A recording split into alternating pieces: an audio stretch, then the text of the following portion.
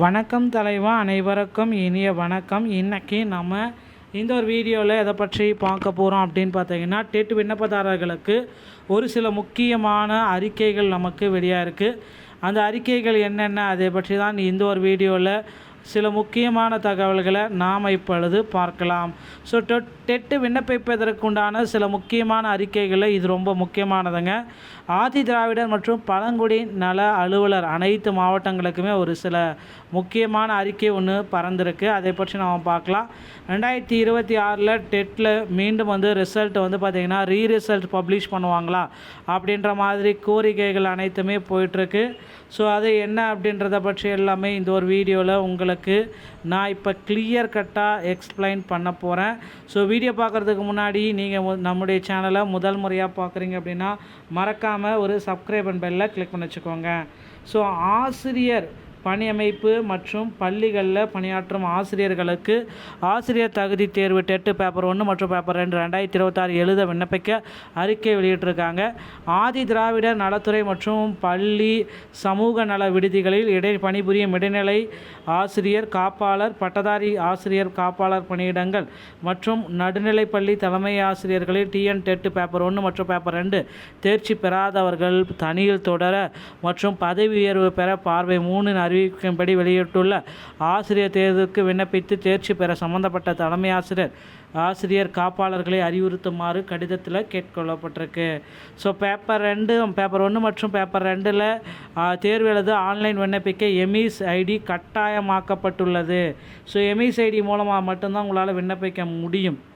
So ஆகவே இந்த துறையில் சமூக விடுதிகளில் பணிபுரியும் இடைநிலை பட்டதாரி ஆசிரியர்களின்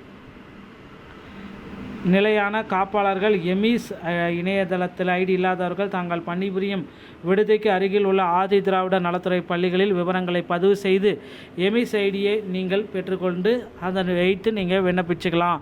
அந்த மாதிரி தாங்க இப்போ குறிப்பிட்டு சொல்கிறாங்க. ஸோ விண்ணப்பிக்கணும் அப்படின்னா எமிஸ் ஐடி ரொம்ப கட்டாயமாக்கப்பட்டிருக்குங்க. அடுத்து நீங்கள் எல்லாருமே எதிர்பார்த்த மாதிரி இந்த டெட் தேர்வில் நீதிமன்ற தீர்ப்பு அனைத்து கம்யூனிட்டிக்குமே 60 மார்க் எடுத்தால் பாஸ். ஏன்னா ஒரு சில கம்யூனிட்டிக்கு மட்டும் இது கொடுத்துருக்கிறதுனால எல்லோருமே கேள்விகள் கேட்டுட்ருக்காங்க. அனைவருமே 60 மார்க் எடுத்தால் பாஸ் என்ற அறிக்கை விரைவில் வர இருக்குங்க. ஸோ இதற்குண்டான அரசு அறிவிப்புகள் அனைத்துமே இன்னும் ஒரு சில தினங்களில் நமக்கு கிடைக்கப்பட்டுரும். ஸோ அதன் பிரகாரம் நீங்கள் பார்த்திங்கன்னா அடுத்தடுத்த தகவல்களுக்கு நீங்கள் உங்களை தயார்படுத்தி கொள்ளுங்கள்.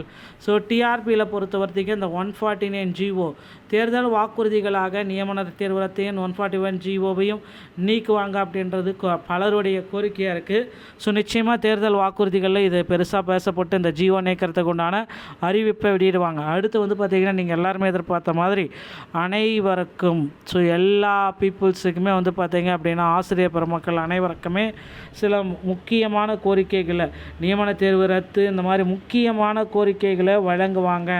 அதை பார்த்திங்கன்னா டெட்டுடைய 2026 நோட்டிஃபிகேஷன் எப்போ வரும் அப்படின்றதையும், விஆர்டி மற்றும் பிடிஓடைய நோட்டிஃபிகேஷன் எப்போ வரும்ன்றதையும் விளக்குவாங்க அப்படின்ட்டு எல்லோருடைய கருத்து கணிப்பு எதிர்பார்க்குது. ஸோ நீங்கள் எல்லாருமே எதிர்பார்த்த மாதிரி டிஆர்பியில் இதற்குண்டான ஒரு விரிவான விளக்கத்தை கொடுப்பாங்க அப்படின்றத எதிர்பார்க்க முடியும். ஸோ அடுத்து பார்த்திங்கன்னா இன்னொரு விஷயம், ஆசிரியர் தேர்வு வாரியத்தில் நடைபெற்று கொண்டிருக்கிற தமிழகத்தில் இந்த பள்ளிகள் திறப்பு பார்த்திங்கன்னா ஜூன் மாதம் 10ஆம் தேதிக்கு மேலே வச்சுக்கலாம் அப்படின்ற மாதிரி போயிட்டுருக்கு. எலெக்ஷன் முடிஞ்சிருச்சு அப்படின்னாலும் ஜூன் 10ஆம் தேதிக்கு மேலே பள்ளிகள் திறப்பை வச்சுக்கலாம் அப்படின்ற மாதிரி சில முக்கியமான முடிவுகள் எட்டப்பட்டு வருது. பொறுத்தது நாம் பார்க்கலாங்க. டிஆர்பியில் இந்த தகவல்கள் அனைத்தும் உங்களுக்கு ரொம்ப ரொம்ப பிடித்திருந்தால் நீங்கள் நம்முடைய சேனலோட இணைந்திருங்கள். மீண்டும் ஒரு நல்ல தகவலோடு நான் உங்களை சந்திக்கிறேன். நன்றி, வணக்கம்.